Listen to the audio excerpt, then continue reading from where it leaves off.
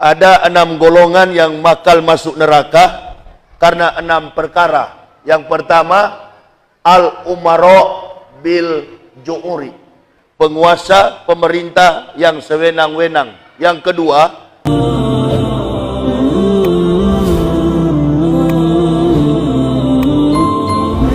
ketiga, bulan Ramadan. Alhamdulillahillazi ramdana syahrus syami bil barokati, bulan yang penuh berkah, maghfirah di dalamnya, ampunan. Diturunkannya syahri Ramadana Al-Quran. Yang keempat adalah bulan Dzulqa'dah, Dzulhijjah. Diapit berdekatan dengan bulan Muharram. Mengapa? Karena di bulan sekarang ini, bulan Muharram dengan bulan Dzulhijjah, mengapa dia berdekatan? Ada praktik kesempurnaan tauhid yang dicontohkan oleh keluarga teladan, keluarga yang betul-betul beriman, bertakwa kepada Allah. Ibrahim alaihissalam beserta anak dan istrinya. Maka kita sampai kepada bulan ini, Dzulhijjah, imayatan lil hajj wassadaqah wa'dah allazi jahada filai haqqa jihadihi wa badala juhdah, bulan jihad, di mana Ibrahim diperintahkan oleh Allah, tinggalkanlah negerimu, pergilah kamu ke Mekah yang tandus dan gersang. Jadi Ibrahim diperintahkan oleh Allah, tinggalkan Palestina, pergilah kamu ke lembah Mekah yang tandus dan gersang. Untuk apa? Mempersiapkan jalan dengan datangnya seorang Rasul, utusan yang terakhir. Alhamdulillah hillazi arsalah Rasulillah rahmatan lil alamin. Maka kita tidak tepat kalau mengatakan Nabi Muhammad itu yang membawa Islam. Enggak. Nabi Muhammad hanya melanjutkan apa yang sudah dibawa oleh para nabi, khususnya Ibrahim alaihissalam. Kemarin masjid ini memperingati hari raya kurban enggak? Memperingati enggak? Memperingati. Kalau agama di luar Islam tidak memperingati. Di zaman para nabi, babi itu haram. Yang dikorbankan adalah lembu sapi. Ibrahim mengorbankan 1000 ekor kambing, 300 lembu, dan 100 ekor unta. Nggak ada babi di situ. Haram, kafir. Di belakang situ ada kandang babi, biar saja. Kita ikuti teladan Ibrahim. Qul innani hadani Rabbi ila siratim mustaqim dinan qiyamam millata Ibrahim hanifa wa makana minal musyrikin. Qul aina sholati wa nuzuki wa mahyaya wa mamati lillahi rabbil. Itu ajaran dari mana? Al-Quran yang mengatakan itu. Al-Anfal. Al-Quran yang mengatakan itu. Qul innani hadani, katakanlah Muhammad, qul innani hadani Rabbi ila siratim mustaqim, bahwa Tuhanmu mengajarkan engkau kepada agama yang lurus. Ila siratim mustaqim dinan qiyamam millata Ibrahim hanifa, agama yang lurus, millata Ibrahim, yaitu agamanya Ibrahim yang benar. Dan Ibrahim, kata Allah dalam Al-Quran, bukanlah golongan orang-orang yang musyrik. Kalau di Kristen ada juga Ibrahim jadi Abraham. Musa jadi Moses. Yesus, Isa jadi Yesus. Jejak sejarahnya putus karena mereka tidak mengikuti apa yang tertulis dalam perkataan firman Allah. Maka yang paling tepat bukan Nabi Muhammad yang membawa Islam. Nabi Muhammad menyempurnakan Islam. Dengar baik-baik ya. Karena saya dulu dari kafir kemudian mendapat hidayah. Hidayah yang saya dapat beserta keluarga bukan atas keterangan orang Islam, tapi inilah temuan disertasi yang saya ingin paparkan, sampaikan kepada jamaah. Jadi ketika Allah turunkan agama Ibrahim, Nabi Muhammad disuruh ikuti. Karena pada waktu Rasulullah mulai berjalan menegakkan syiar Islam di Makkah dan Madinah, dia dicegat, dia diancam, dia diintimidasi oleh kelompok Yahudi, ahli Taurat dan ahli kitab. Lalu turunlah ayat tadi. Katakanlah Muhammad bahwa Tuhanmu mengajarkan engkau kepada ajaran Ibrahim yang lurus, Ibrahim yang benar, dan Ibrahim bukanlah golongan orang-orang musyrik. Katakan Muhammad bahwa ibadah, sholat, ibadahku, hidup dan mati adalah untuk Allah Tuhan semesta alam. Berarti Rasulullah mengajarkan iman Islam, iman tauhid berdasarkan iman yang diajarkan oleh para nabi. Jadi salah kalau ada orang-orang kafir mengatakan Islam itu ajaran Muhammad. Salah. Islam itu adalah ajaran semua nabi. Rasulullah hanya melanjutkan, menyempurnakan. Bahkan beliau menyempurnakan. Di Al-Quran dikatakan, pada hari ini kata Allah, telah aku sempurnakan, wahai Muhammad, Islam agamamu. Sudah paham kira-kira? Supaya tidak ada perbedaan antara ajaran tauhid Nabi Muhammad dengan Nabi Isa, antara Nabi Muhammad dengan Nabi Musa, antara Nabi Muhammad dengan semua nabi. Ini kita ini belajar Islam dan belajar teologi Kristen sama-sama nggak tahu. Orang Islam menganggap Isa Kristen, betul kan? Kitab suci Kristen dibilang Injil, betul kan? Nggak ada di dalam Al-Quran. Quran surah Maryam ayat 30 sampai 31. Isa memproklamirkan, Isa memperkenalkan dirinya, siapa dia? Qala ini Abdullahi ataniyal kitaba wa ja'alani nabiyah wa ja'alani mubarakan aina ma kuntu awsoni bisolati wa jakati madum tuhaya. Saya ini, kata Isa, adalah hamba Allah. Ataniyal kitab, Allah memberi aku kitab. Atau dalam Al-Quran disebutkan kitab yang dimaksud adalah Injil. Wa ja'alani nabiyah, dan mengutus aku sebagai seorang nabi.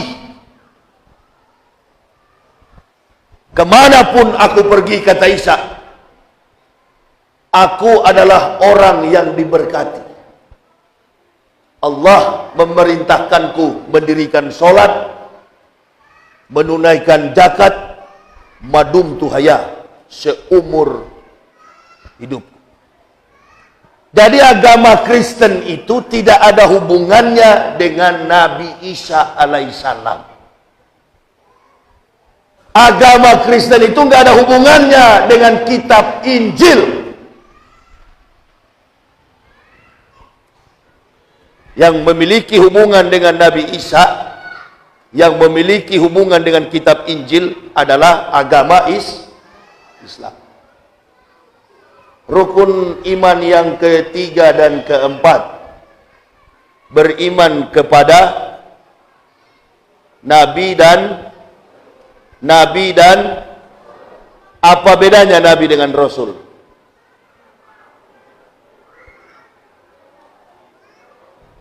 Apa bedanya Nabi dengan Rasul? Di markas militer, di markas kepolisian, ada orang berpangkat jenderal,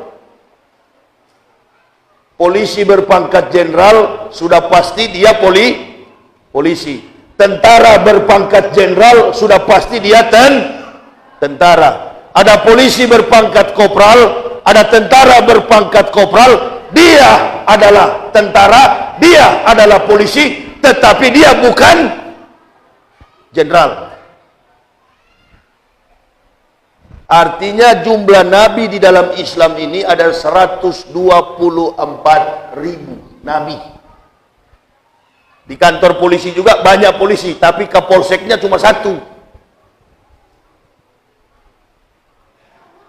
Polisi banyak di Indonesia, tentara banyak di Indonesia, ada ribuan, puluhan ribu. Tapi panglimanya cuma satu, kapolrinya cuma satu. Pegawai negeri Kepulauan Riau, Provinsi Riau, gubernurnya cuma satu, pegawainya puluhan ribu. Nabi belum tentu Rasul. Rasulullah sudah pasti Nabi Muhammad tidak hanya Nabi, beliau juga adalah jenderal. Adalah Rasul. Sebelum datang beliau sebagai Nabi, sebelum Rasulullah lahir 600 tahun, hampir 600 tahun, 576 tahun beliau belum datang sebagai Nabi. Yang memberikan informasi Rasulullah Nabi kita Muhammad Sallallahu Alaihi Wasallam yang akan menjadi Nabi adalah Nabi Isa alaihissalam. Dalam Al-Quran surat 61 ayat yang ke-6. Wa id qala Isa ibn Maryamah ya bani Israila inni rasulillahi ilaikum musaddiqan limah baina yadaya minat taurati wa mubasyishiran bi rasulil ya'ti min ba'di ismuhu Ahmad.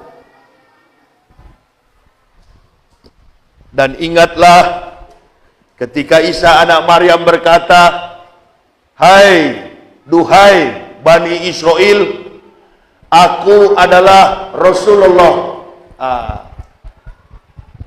yang akan datang di tengah-tengah kamu untuk menggenapi kitab sebelum aku. Sebelum datangnya Nabi Isa, ada kitab yang dibawa oleh Nabi, namanya Taurat. Tetapi kata Isa akan datang seorang Rasul sesudah aku, min ba'di ismuhu Ahmad. Ahmad ya nggak berzikir berarti ini. Ahmad ya Muhammad. Pak ya berarti ini mualaf, yang ini kiai. Ini yang duduk mualaf, saya bukan. Ahmad ya Muhammad, Ahmad ya Muhammad. Rasulullah Ahmad bin Abdullah, anaknya Abdullah, dari silsilah Ibrahim alaihissalam. Kakeknya Abdul Muttalib, orang yang setia siang dan malam menjaga Ka'bah. Dulu tuh Ka'bah itu ada di Masjidil Aqsa. Semua nabi melaksanakan ibadah haji tawaf di Masjidil Aqsa. Allah perintahkan Ibrahim, pindahkan, karena bangsa Yahudi, bangsa biadab, tidak akan beriman kepada Allah. Dipindahkan Ka'bah itu di mana sekarang? Ada di Makkah Al-Mukarramah. Dipindahkan ke sana menjadi kiblat kita umat Islam. Coba kasih tinggi lagi nih kursi, sakit dada saya. Bisa di setel. Nah, seperti orang bungkuk saya bicara ini.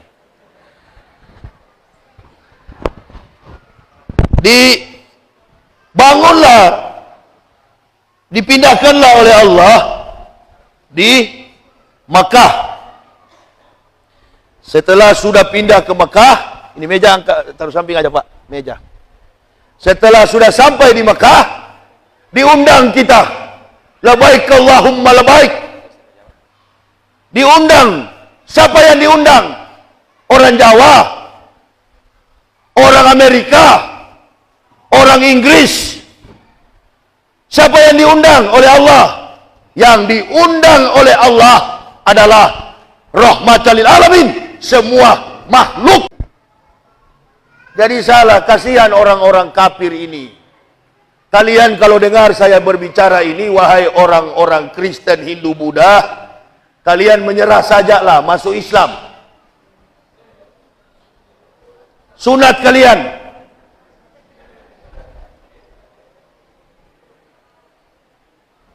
Saya dari sana masuk Islam, paham betul sejarah Islam ini. Bukan orang Islam yang meyakinkan kepada saya. Buktinya sekarang saya balik mengajar, mana tahu dari dulu itu. Yang dia tahu cuma ukuran jenggot, kaki celana.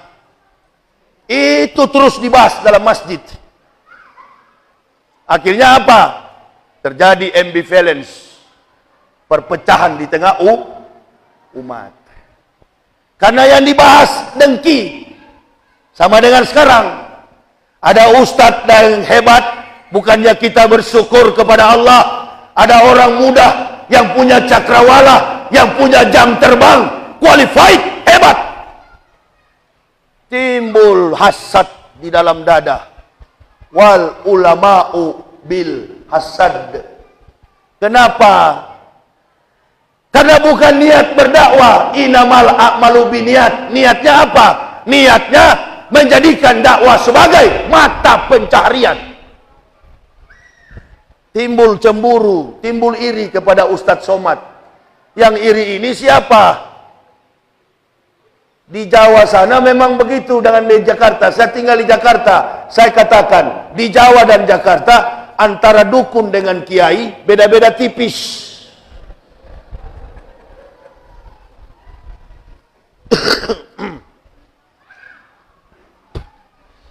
Cemburu dia, dengki dia. Ada itu Ustaz, dalam hadis ada istatun yadkulunaro bisitatin.